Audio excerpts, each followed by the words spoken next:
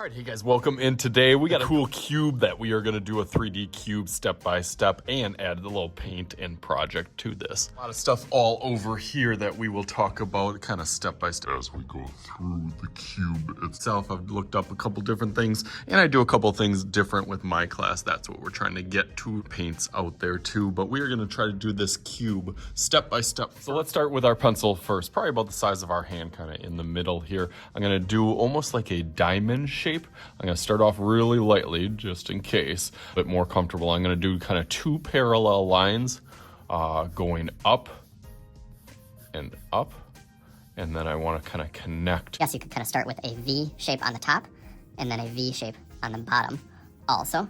And do the other side as well. Okay, now that I got that, I can just take right from the bottom and stretch that down. And then as this one goes over to this way, this one will also do the same thing. Opposite way, we'll go the opposite way, just like the top. The bottom should try to match that parallel line. And then right down on the side, straight. On the opposite side, straight as well. And then as best as you can to kind of make each of those sides as even as you can. If you want to go through it a little bit darker, you can, but you do not have to. This is going to be painted over anyways, but just so you can see it, I'm going to go over it with Sharpie real quick. Okay, and then the last thing I forgot to do is I want to add my shadow going off to the side. I guess depending on where your light is coming from, when it's set like on an object, the brightest part here, as I got my little flashlight on the top of it, then that other side you can see gets a little bit darker. And it's hard to kind of show while I'm using my camera, but you can see the little shadowy edge will kind of stretch out. The further that this gets lower, it'll kind of stretch out that shadow. So that's what we're gonna make as we continue to make this shadow kind of stretch out a little bit lighter as it goes away, but really, really dark right underneath. Okay, so now I outlined this in Sharpie and I poured a little paint for myself. You can use any color that you want, but you can see you barely need any of the color and the black. You definitely need a little bit more white. So one thing I forgot, just the last thing, I'm gonna put this on a little bit of a table. So I'll have a line kind of going from over here all the way across, and that just makes it look like it's actually sitting on a table. Here we go. So I zoomed out a little bit. I'm going to use mostly white with just a little, like, tiniest part of blue to get that, because you can see how quickly that transforms the white into blue. So I want mostly white on the top. You can see it's already getting a little bit more blue than I want, so I'm going to put some white right on top, and that's about the color that I want. Go around the edges usually first. And then I can go back on the inside. I can get pretty close to that black marker. I can always go over it at the end. But this is a pretty good brush that I got here that gets a nice clean edge. And then I want a uniform kind of over the whole thing so it's all going the same direction. Makes it look nice and smooth. And now I want to put it a little bit darker. So I'm going to add a little bit more blue. And really, I'll just go on this side because I already have that. And then down here now, probably a little bit darker than I wanted. So I'm going to add a little bit of white to that. There we go. That's looking good. Now I feel a little bit more confident and comfortable with that side. You got to kind of work fast with this because it does dry on the paper pretty quick. So that's why it's good to have a plan and kind of know what you're doing.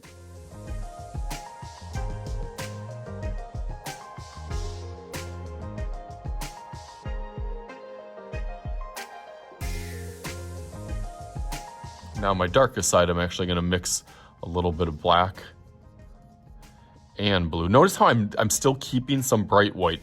I'm still kind of keeping a middle blue and a little bit darker.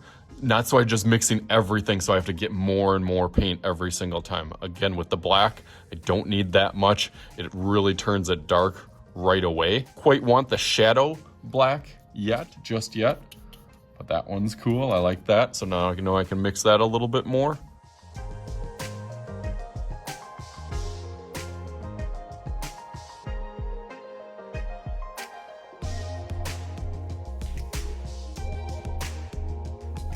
So I got a light, a little medium, and definitely a darker blue. But now I'm gonna go really, really dark blue on that bottom part. I do still want to keep some of the lighter on here because as it fades out, I want it to go a little bit lighter, almost like to that color.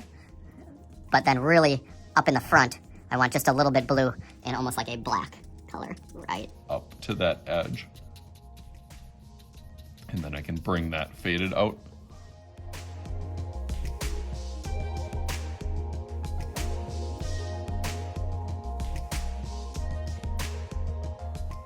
Again, I got a pretty good idea of what I want for all the shapes on here. And then for the background, I'm gonna try to do a light table and then a really kind of blue background to really get that monochromatic feel of all in that blue family. And I'll clean up some of my edges. So let's go through that real quick.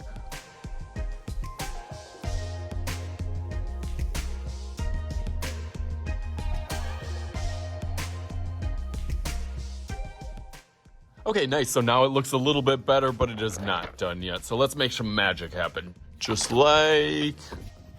boom! Awesome, I thought this one looked good, but I even did another one without the Sharpie, and I actually really like this one too. I can't decide which one I like, either with the Sharpie or without it. This one I clearly went over with a little bit thicker Sharpie and thicker lines. I thought that kind of framed it in nicely. But this one I tried to kind of clean up some of those edges and make it look, I guess, a little bit more realistic, where this was more kind of... It's almost like pop art inspired, where this one definitely looks a little bit more realistic. So you decide whatever that you want to do. This is just a really fun process for doing a monochromatic kind of shape, different value. I do different value kind of examples and ideas in my classes, but I haven't done a painting in a while with using value. This specific way that I think is a cool, fun idea for all kids, all ages and abilities. So as always, I am Mr. Shooty. This is Mr. Shooty's Art Channel. We'll talk to you guys later.